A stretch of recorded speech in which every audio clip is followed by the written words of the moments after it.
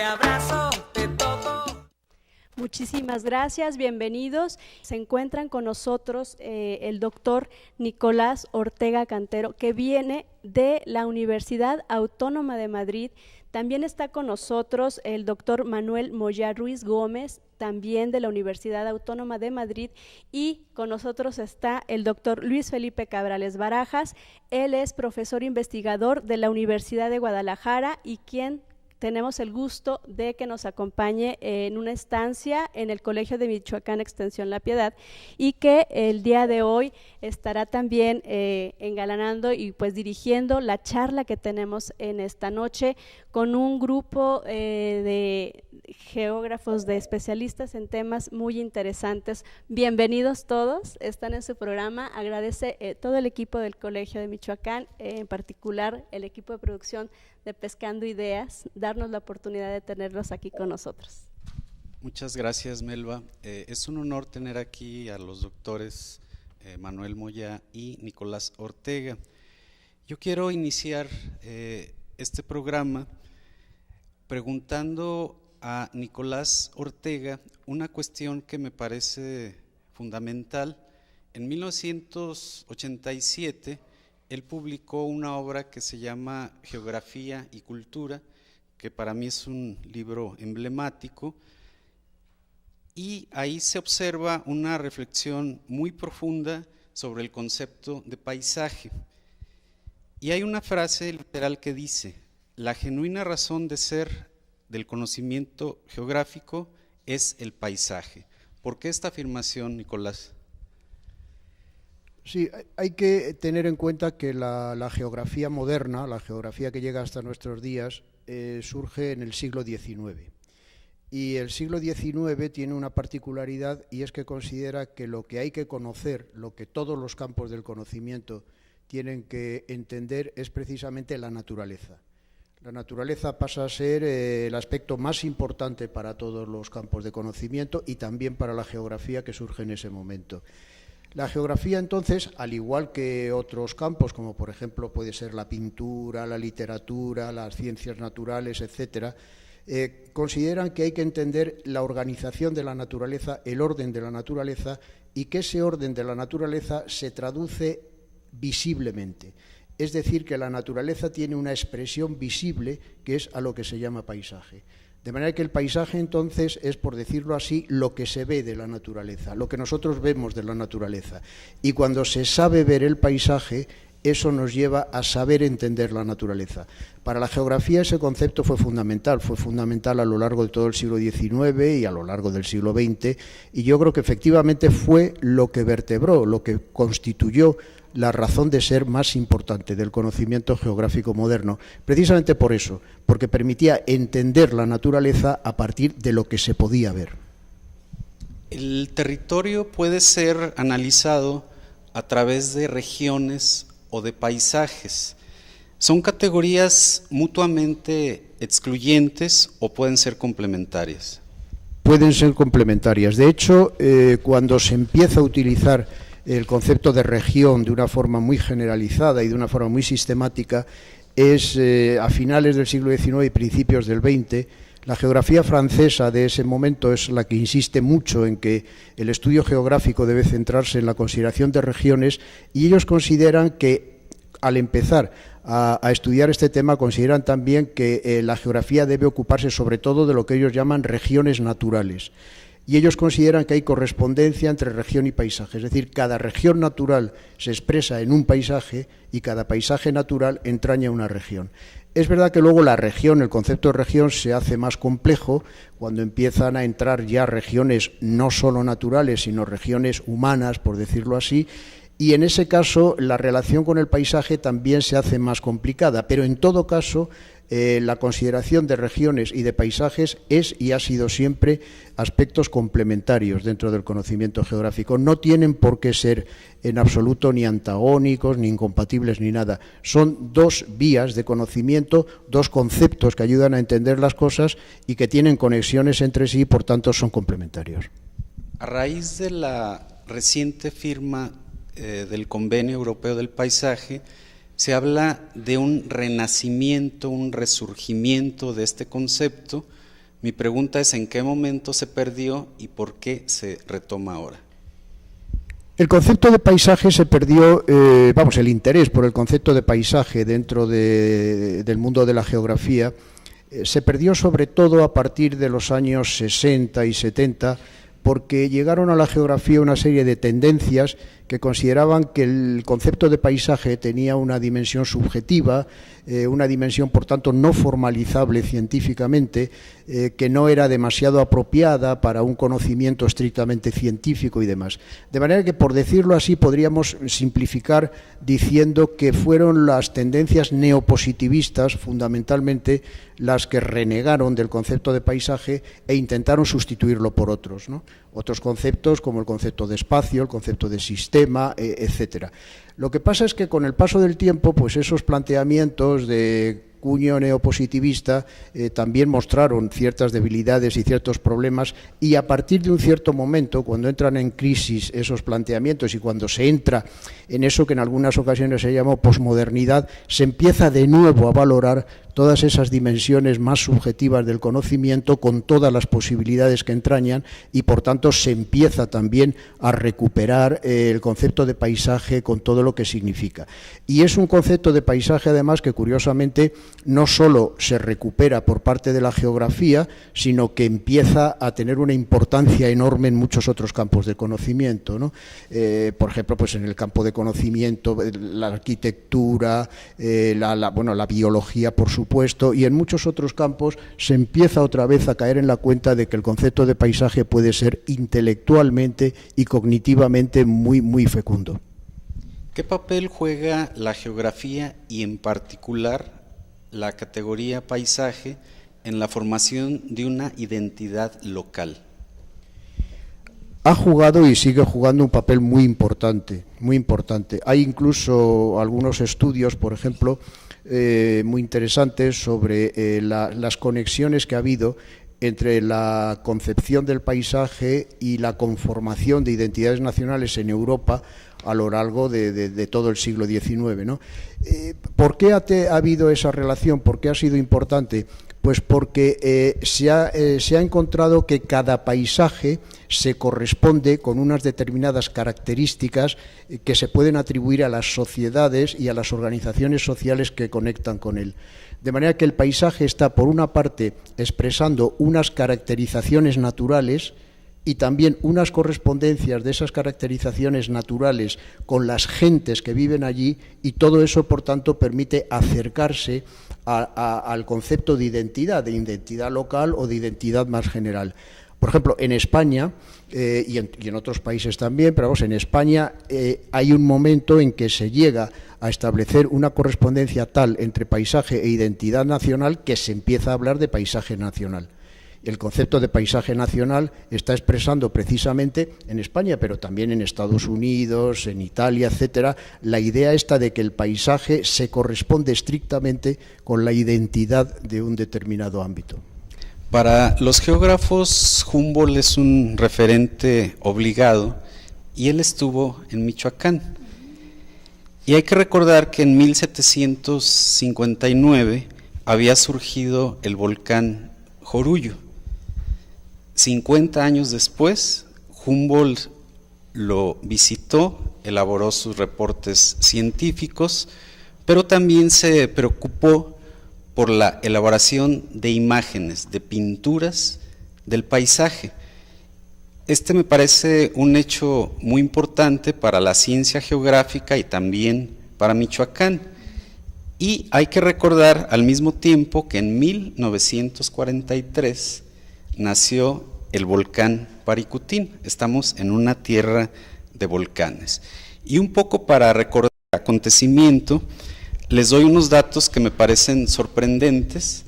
Creo que la naturaleza nos da una emoción muy fuerte cuando observamos hechos de esa naturaleza.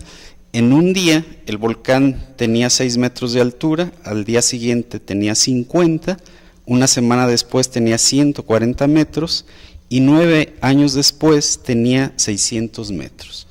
Y aquí también participó un artista, un pintor, Gerardo Murillo, que era excursionista, elaboró ensayos científicos sobre el paisaje, pero sobre todo hizo unas pinturas realmente extraordinarias, con una gran fuerza expresiva. Entonces, este binomio entre arte y ciencia me parece muy rico. ¿Son conciliables el arte y la ciencia, Nicolás? No solo son conciliables, sino que constituye esa unión de arte y ciencia, constituye una de las claves fundamentales de la geografía moderna y concretamente del fundador del paisajismo geográfico moderno, que fue Humboldt. Humboldt, la novedad que introdujo dentro del paisajismo moderno de su época es precisamente la idea de que para entender un paisaje hay que conceder la misma importancia a la mirada científica y a la mirada artística y estética. Él fue lo que hizo en toda su obra, hasta el punto de que cuando se tradujo su primera obra paisajística fundamental, que fueron los cuadros de la naturaleza, referido precisamente a paisajes americanos, y que se publicó por vez primera en 1808, cuando se tradujo al francés, el editor de la obra en francés señaló la peculiaridad y la originalidad y la importancia que tenía el hecho de que Humboldt había sabido, decía el editor, compatibilizar el rigor de la ciencia con la expresividad estética de la literatura a lo Bernardín de Saint-Pierre, ¿no? Esa conciliación de arte y ciencia es lo que caracteriza el planteamiento de Humboldt y es lo que ha caracterizado después a todo el paisajismo geográfico moderno que ha seguido el camino abierto por Humboldt. Hay en la obra de Humboldt se plantea de una forma concreta la práctica de esa conciliación. Hay una obra de Humboldt muy importante donde está el tratamiento del jorullo, etcétera, que es una obra que él escribe en 1810 dentro de la gran serie de su viaje americano y que se llama Vistas de las cordilleras y monumentos de los pueblos indígenas de América. En esta obra, por primera vez, se plantea una visión gráfica del paisaje acompañada de comentarios literarios. Es la primera vez que las dos imágenes del paisaje, la imagen gráfica y la imagen literaria, se presentan en igualdad de condiciones y además no considerando que la parte gráfica es una mera ilustración de lo que se dice literariamente, sino dándole tanta importancia como a la imagen literaria, incluso hasta cierto punto más. De manera que es una obra extraordinariamente innovadora donde por primera vez se concilian esas dos visiones del paisaje, esa visión gráfica y literaria por una parte, pero también, tanto en un caso como en otro, una visión científica y una visión artística y estética del paisaje. Humboldt está continuamente pendiente de esas dos miradas, de esas dos formas de ver el paisaje y está continuamente empeñado en conciliarlas, hasta el punto de que en el prólogo que él hace para los cuadros de la naturaleza advierte de que esa es su intención. Dice, es una intención difícil, una intención que hasta ahora no se ha podido llevar a la práctica, no sé si seré capaz de llevarla yo a la práctica, pero yo quiero en mi obra hablar simultáneamente y con la misma importancia desde el punto de vista científico y desde el punto de vista de la imaginación y del sentimiento estético. Bueno, de acuerdo a lo que hemos comentado, la geografía entonces tiene un valor cultural y en la formación de ciudadanía con la identidad local.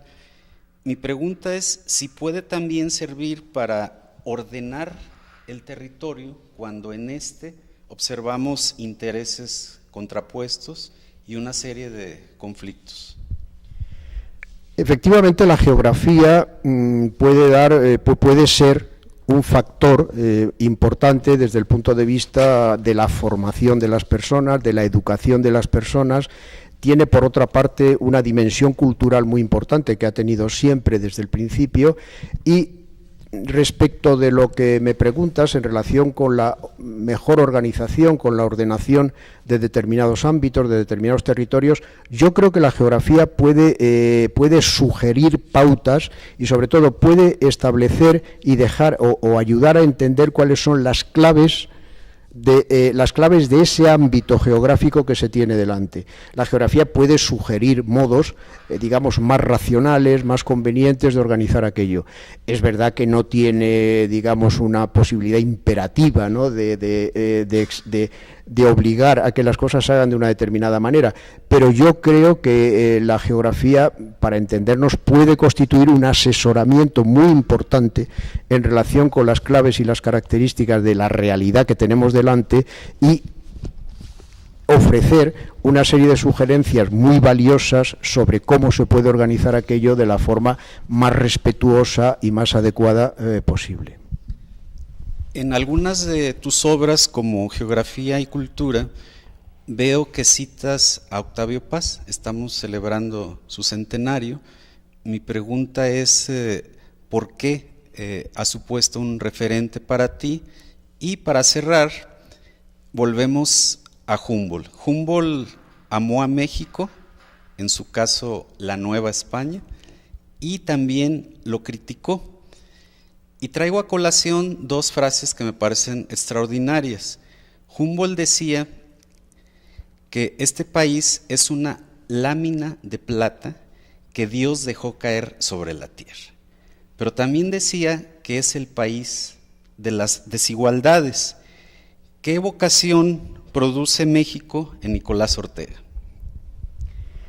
Bueno, pues como evocación a mí, México me produce una impresión muy favorable, probablemente porque es curioso, yo el acercamiento mío a México seguramente está muy mediatizado por la lectura de Humboldt, ¿no? Es verdad que hay momentos en que determinadas imágenes que producen o que ofrecen escritores a los que se admira por una razón o por otra, pues eso ya va creando un cierto, en el buen sentido de la palabra, prejuicio en relación con lo que se va a conocer.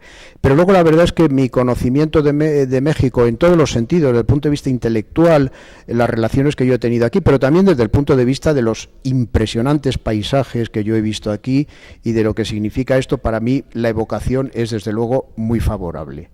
De manera que en ese sentido, yo creo que por otra parte, además, en el pensamiento de Humboldt también hay un sentido muy admirativo hacia México. Es verdad que él es una persona, claro, crítica y que razona y que se da cuenta de que algunas cosas, pues, podríamos decir, se pueden mejorar. Pero en todo caso, él tenía una gran admiración por México que se traduce en toda su obra, ¿no? Y relacionando esto con lo otro, pues efectivamente yo tengo una admiración también enorme por algunos escritores posteriores mexicanos, ¿no? Uno de ellos es Octavio Paz, el otro es Alfonso Reyes. En los dos casos, mi admiración se fundamenta en dos razones. Una, lo bien que escriben y lo inteligentes que son en su literatura, ¿no? El caso de Alfonso Reyes y el de Octavio Paz son verdaderamente de una perspicacia asombrosa, ¿no?, en todos sus juicios, en sus interpretaciones. Pero luego también hay otro aspecto muy importante. Ahora se habla mucho, tú lo sabes igual que yo, se habla mucho en el mundo de la investigación geográfica de una cosa que se ha puesto muy de moda, que es lo que se llama ahora imaginación geográfica, que es una manera nueva de hablar un poco de cultura geográfica, ¿no?, de los fundamentos geográficos que están detrás de la cultura de cada persona. Bueno, pues yo creo que tanto Octavio Paz como Alfonso Reyes tienen una gran imaginación geográfica, una imaginación geográfica muy sugerente, muy sólida en un cierto sentido y que se traduce en muchísimas partes de su obra con intuiciones y con visiones de lo que tienen delante y del paisaje mexicano que son verdaderamente asombrosas. En el caso de Alfonso Reyes, además, esas visiones también se plantearon en el caso de España. Él, cuando estuvo en España, dejó algunos escritos verdaderamente prodigiosos sobre la realidad española que tenía delante, sí. Gracias, Nicolás, un placer tenerte aquí. Quería aprovechar que ha surgido el tema a propósito del Jorullo y del libro de las vistas de Humboldt, que contaras un poco, puesto que hay una edición o una reedición de ese libro que tiene 1 año y medio, poco más o menos, yo creo que es de otoño de 2012, y que va con una introducción tuya, que nos comentaras un poco por qué consideraste la conveniencia de que se volviese a editar en español el libro de Humboldt, de las vistas y monumentos. El caso de Humboldt tuvo mucha importancia y mucha influencia en algunos de los movimientos intelectuales españoles que fueron los introductores de la geografía moderna en España, muy concretamente en el mundo de la institución libre de enseñanza. En los años 70 del siglo XIX se tradujeron al español 3 obras importantes de Humboldt. Por una parte, los cuadros de la naturaleza, en segundo lugar, las vistas de las cordilleras y monumentos de los pueblos indígenas de América, y en tercer lugar, su obra final, Cosmos. Así como los cuadros de la naturaleza y Cosmos se tradujeron sin más, en el caso de las vistas de las cordilleras y monumentos, la situación fue más complicada porque ese fue un libro que, como tenía una gran cantidad de grabados, cuando se hizo la primera edición resultó ser una edición, claro, bastante cara. Entonces los editores propusieron inmediatamente hacer una reducción del libro, como una edición, digamos que resumida del libro, donde reducían sustancialmente el número de láminas y por tanto tenían que readaptar todo el texto, reorganizarlo, etcétera. Y no contentos con eso, se hizo luego una segunda reducción, con lo cual la obra de Humboldt quedó reducida prácticamente a la nada, es decir, de las 69 láminas originales quedaron solo 11 y aquello, claro, pues desvirtuó en buena medida el libro. Cuando se hace la traducción española, desgraciadamente se hizo la traducción de ese segundo resumen, con lo cual el libro que se conocía en España y que se había podido manejar allí, pues era una versión muy deformada y muy poco fidedigna de lo que había sido Humboldt. En un determinado momento, un grupo de la Asociación de Geógrafos Españoles, el grupo de Historia del Pensamiento Geográfico, pensó que estaría bien quizá hacer traducciones de una serie de clásicos de la geografía, pero empezar desde luego por esta obra de Humboldt. Y lo que se hizo fue proponer una coedición entre la Universidad Autónoma de Madrid y Marcial Pons, hacer una nueva traducción que han hecho 2 especialistas, no solo 2 especialistas en el ámbito de la traducción, sino también 2 geógrafos, por tanto, con un conocimiento de causa muy profundo en este sentido, y se ha hecho entonces una nueva traducción, es la primera traducción actualizada que se ha hecho y la primera vez que en España se publica la obra completa de Humboldt. De manera que yo creo que ha sido un acontecimiento verdaderamente importante, porque yo creo que es un libro que realmente tendría que ser un libro de cabecera para todos los estudiantes de geografía y para todos los geógrafos, ¿no?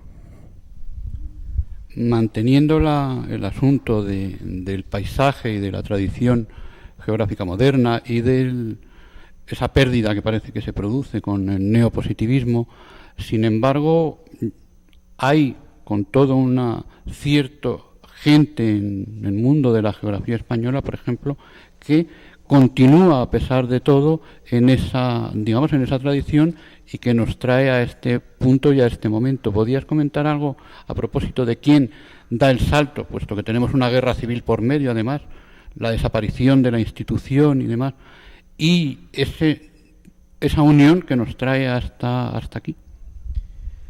Sí, efectivamente. Yo creo que en el caso de España, la guerra civil fue un acontecimiento verdaderamente muy traumático e intelectualmente, desde luego, extraordinariamente traumático. Quebró una serie de tradiciones intelectuales, una serie de perspectivas intelectuales que estaban funcionando, y una de ellas fue esa. Es decir, que digamos que truncó lo que estaba siendo la introducción de la geografía moderna y demás. Pero ahí se produjo una circunstancia, y es que después de la guerra civil algunos geógrafos eran geógrafos precisamente que tenían una relación directa con esa mejor tradición anterior a la guerra civil. El caso que yo creo que en ese sentido fue central, fue fundamental, fue el caso de Manuel de Terán. Manuel de Terán, catedrático de Geografía en la Universidad de Madrid, era una persona vinculada al mundo de la institución libre de enseñanza. Él había sido profesor en el Instituto Escuela, era un mundo que conocía de cerca, que a él le impresionó mucho y que le permitió incorporar, después de la Guerra Civil, una tradición geográfica que venía de antes, y en esa tradición geográfica se incluía también este concepto de paisaje en términos humboldtianos, por decirlo así. Es decir, un concepto de paisaje que aunaba explicación y comprensión, que aunaba, por tanto, la visión científica y la visión estética y todas estas cosas. A partir de Manuel de Terán se mantuvo, incluso en los momentos en que el neopositivismo, digamos que ponía las cosas más difíciles, pero se mantuvo una tradición de paisajismo geográfico que fue fiel a esos principios. Y yo creo que esa tradición de paisajismo geográfico, pues luego se ha prolongado y se ha continuado practicando con algunos discípulos de Manuel de Terán que han sido en ese sentido también muy importantes en el mantenimiento y la prolongación de esa tradición paisajística. Yo creo que la figura ahí más destacada y a la que es obligado hacer homenaje en este sentido es Eduardo Martínez de Pisón, que ha sido realmente, pues yo creo que la figura que ha planteado el paisajismo moderno en términos muy actualizados y que por otra parte incluso, cosa que a veces la gente no recuerda del todo, que incluso ha abierto la puerta a la aplicación práctica de ese paisajismo moderno, en la línea que preguntaba antes Felipe de cómo aplicar eso a una mejor organización de las realidades que tenemos delante, ¿no? Aprovechar y recuperar una palabra que utilizó antes Felipe al referirse al doctor Atl, Gerardo Murillo, que fue la de que era excursionista. Excursionismo o excursionista, una palabra que curiosamente con la decadencia del concepto de paisaje en muchos aspectos de la geografía también lo fue perdiendo, hasta el punto de que yo he tenido en ocasiones en nuestra facultad hablar, me voy de excursión con mis estudiantes, decirte, no de geografía, de otros, no, yo con mis estudiantes salgo a trabajar, no sé qué pensaba que íbamos a hacer nosotros. Es decir, un concepto que es para el paisaje es fundamental, sobre el que estamos trabajando, sobre el que hemos trabajado, hemos publicado, y quería recuperar aquí en estos momentos, puesto que el Colegio de Michoacán, además de un centro de investigación, es un centro de enseñanza superior, tiene, por lo que se refiere al Centro de Estudios de Geografía Humana, una maestría en Geografía Humana, en la que he colaborado algunos años, he estado también en este programa algunas veces, y aquí normalmente te van a hablar de trabajo de campo, de salida de campo, pero a mí me gusta mantener la palabra excursión y quería aprovechar para preguntarte, que el público sepa más sobre el concepto real y de esta palabra, qué significa dentro de esta geografía decimonónica, dentro de esta tradición del paisaje, el excursionismo, y en particular en el caso español, claro. Es algo verdaderamente fundamental. O sea, vamos a empezar por el final. Manuel de Terán, de quien hemos hablado hace un momento, decía, con una frase muy gráfica, que la geografía es una ciencia de andar y ver. Pues fundamentalmente eso es lo que es. Es decir, la geografía desde el siglo XIX, cuando se interesa por entender la realidad que tiene alrededor, sabe también, como sabe todo el conocimiento del XIX, que las cosas hay que verlas directamente para entenderlas. Hay una frase del pintor Friedrich muy graciosa, que es el primero, claro, que está también planteándose lo mismo en el terreno de la pintura. Dice, es que ya va siendo hora de que los pintores pintemos la naturaleza en la naturaleza misma y no copiando los cuadros anteriores. Es decir, que es la necesidad de ver directamente las cosas para entenderlas, es toda la ciencia que se plantea a partir de ese momento, está apoyada en la experiencia visual, en la práctica visual, en la visión directa de las cosas.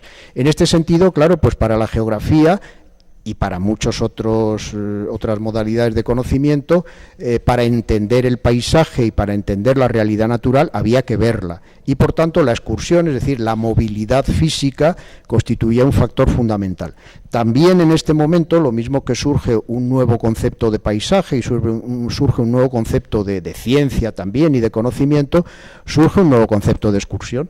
Es decir, la excursión a partir del siglo XIX tiene unos significados tanto intelectuales como vitales, que son completamente nuevos y que hacen de la excursión pues una experiencia verdaderamente muy importante, tanto desde el punto de vista del conocimiento como desde el punto de vista de la formación personal de las personas, ¿no? Por eso la excursión pasa a ser un aspecto fundamental en el terreno de la geografía y también en el terreno de la enseñanza de la geografía. Es decir, la excursión se convierte en un lugar central. Y es un término que yo creo que no hay ninguna razón para sustituir por otros. Es el término que se utilizó tradicionalmente y que se ha utilizado siempre, ¿no? Y que yo creo que expresa muy bien lo que es la actitud en relación con todas estas cosas, ¿no? La excursión es fundamental. Y desde luego en el caso de la geografía es muy difícil conseguir una práctica geográfica, tanto desde el punto de vista de la enseñanza como del conocimiento, verdaderamente que merezca la pena, verdaderamente sólida, sin una actitud visual directa, es decir, sin una experiencia directa que facilita la excursión.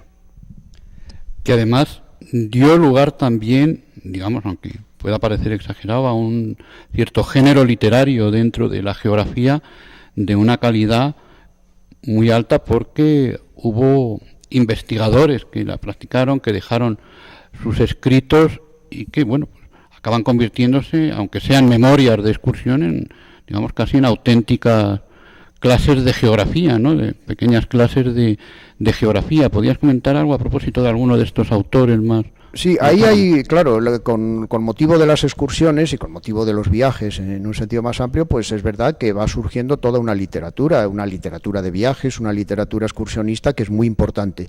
Pero incluso hay más. Es decir, podríamos decir, el procedimiento de narración que los relatos de excursiones y de viajes plantean es una cosa que se incorpora también a la geografía.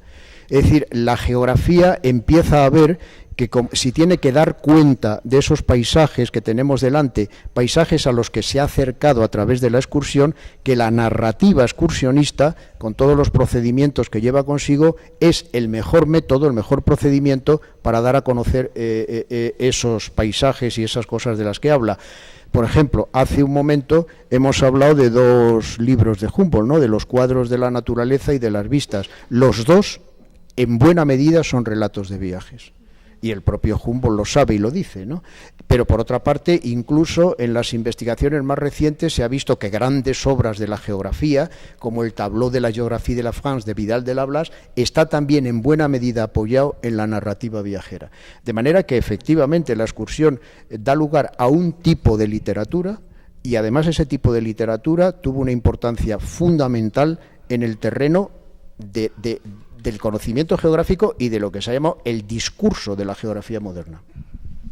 Como creo que debe quedar poco tiempo y no quería dejar de tocar otro aspecto también relacionado con todo esto y que parece que se está recuperando, vemos que se está recuperando en los últimos tiempos, ya hemos publicado alguna cosa sobre ello y ahora estás tú también leyendo y trabajando este tema, es la recuperación de la fotografía como elemento de estudio del paisaje. Sí, efectivamente. Ahora hay una tendencia muy sólida y yo creo que además muy interesante a recuperar la fotografía y a estudiar con criterio geográfico la fotografía y el papel que desempeña sobre todo en la acuñación de imágenes del paisaje. Es decir, que es la fotografía a partir de un cierto momento es el instrumento fundamental que va creando una imagen del paisaje que va pasando a la cultura general, por decirlo así, y por tanto constituye, en relación con el término que usábamos antes, uno de los factores fundamentales en la conformación de una imaginación geográfica. Y eso es lo que ahora hace que este sea un tema que está interesando cada vez más a los geógrafos de carácter cultural que se están ocupando de estas cosas. Quería que comentaras sobre una cuestión que yo creo que es bastante insólita dentro de todo este movimiento relacionado con la institución, y es lo que ocurre con una sociedad deportiva, dentro de esas sociedades alpinas que van a estar tan de moda ya desde finales del 19, principios del 20, que son sociedades deportivas, y que sin embargo nos encontramos con una sociedad deportiva o alpina que es algo más que deportiva. Pues sí, en España hay una sociedad alpinista, una sociedad de alpinismo, que fue la Real Sociedad Española de Alpinismo, que se fundó en 1913 y que desempeñó un papel extraordinariamente importante en la difusión y en la consolidación de la imagen moderna del paisaje. Fue una sociedad de alpinismo verdaderamente peculiar porque el presidente de esta sociedad, que era Constancio Bernaldo de Quirós, había sido discípulo directo de Francisco Giner, el fundador de la Institución Libre de Enseñanza, y Bernaldo de Quirós decía que si una sociedad de alpinismo no estaba centrada en la cultura y no estaba centrada en lograr un mejor entendimiento de lo que era la montaña desde el punto de vista estético, científico, cultural, que el alpinismo no tenía ningún sentido y que se quedaba reducido a un deporte estéril, decía él. De manera que es una sociedad en este sentido muy original, que dio siempre una importancia extraordinaria a esa dimensión cultural y que precisamente llevó a cabo una labor muy importante de difusión paisajística a partir de sus actividades fotográficas.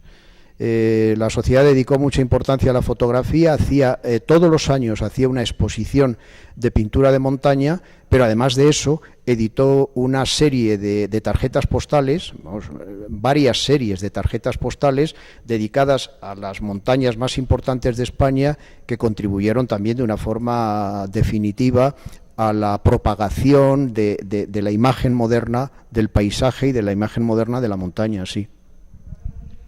Bernaldo de Quirós, que precisamente nos trae de nuevo a México porque se tuvo que exiliar como consecuencia de la guerra civil, fue a Francia, de Francia fue a República Dominicana, por la cuestión de Trujillo, de la dictadura de Trujillo, vino aquí a México donde ejerció su auténtica profesión, que era la de abogado. Él era licenciado en Derecho y murió en su casa, en la calle Zamora, en la colonia Roma de la Ciudad de México, si no recuerdo mal, el año 52, en torno a ese año. Y precisamente el año pasado se celebró también, estuvimos celebrando a lo largo de 2013, el centenario de la Real Sociedad Española de Alpinismo Peñalara, que sigue activa. Ha cambiado en algunas cosas, pero sigue muy activa en los aspectos deportivos y organizando actividades también culturales. De hecho, participamos Nicolás y yo, entre otros, cada año organizan un ciclo de conferencias con el nombre de Bernaldo de Quirós, precisamente, y el año pasado se dedicó a celebrar este centenario de la sociedad y de su revista. Sí. Bueno, pues el tiempo se termina y vamos a despedirnos en esta noche de todos ustedes. Esperamos que así como los que estamos aquí, para ustedes también haya sido tan enriquecedor este programa en especial. Gracias, Felipe. Gracias, Manuel. Gracias, doctor Nicolás. Gracias a todo el equipo de producción del programa Pescando Ideas por facilitarnos la posibilidad de grabar este programa, a nuestra compañera Guadalupe Bravo Vera, que es nuestra conductora oficial en el programa, nuestro productor general, el doctor Carlos Telles Valencia. Muchísimas gracias. Gracias a todos. Buenas noches.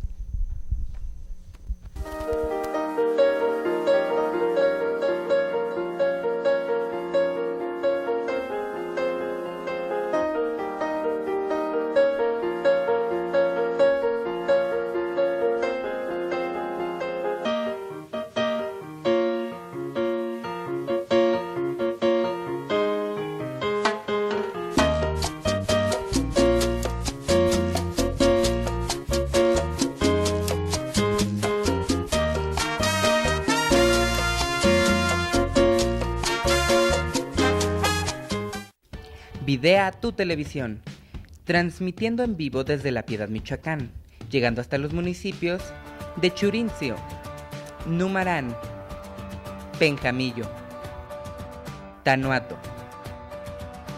Tlazazalca, Vistahermosa, Yurécuaro y Sináparo. Videa tu televisión.